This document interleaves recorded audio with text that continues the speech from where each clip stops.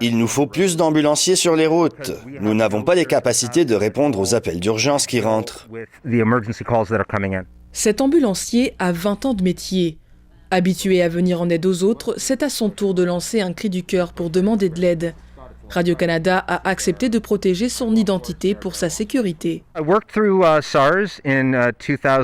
J'ai travaillé pendant la crise du SRAS en 2003 jusqu'à l'épuisement, mais ce n'est rien comparé avec le volume d'appels que l'on voit en ce moment.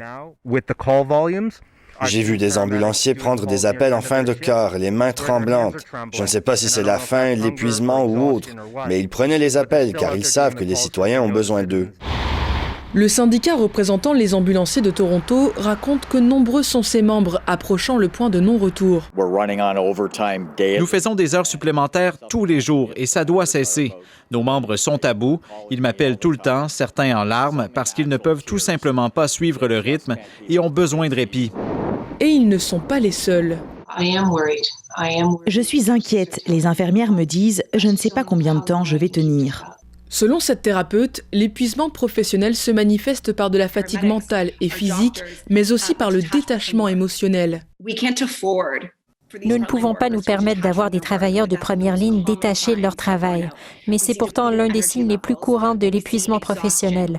Il a été bien documenté que les gens sont moins efficaces, ils ont une productivité plus faible parce qu'ils sont vidés, qu'ils sont tellement épuisés, et ils n'ont pas ensuite les ressources pour se présenter au travail au meilleur d'eux-mêmes.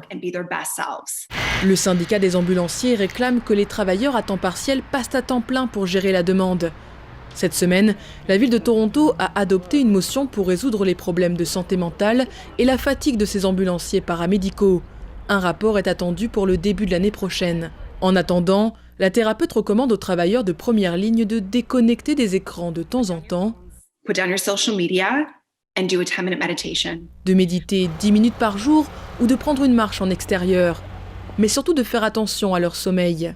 Elle dit aussi que la reconnaissance est importante pour ces personnes dont le métier est d'aider autrui.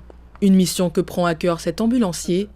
Mentally, psychologically, emotionally, I'm definitely burnt out, but I know I also have a duty to respond. Mais qui demande des conditions de travail plus appropriées. Ici Rosa Nicole, Radio-Canada, Toronto.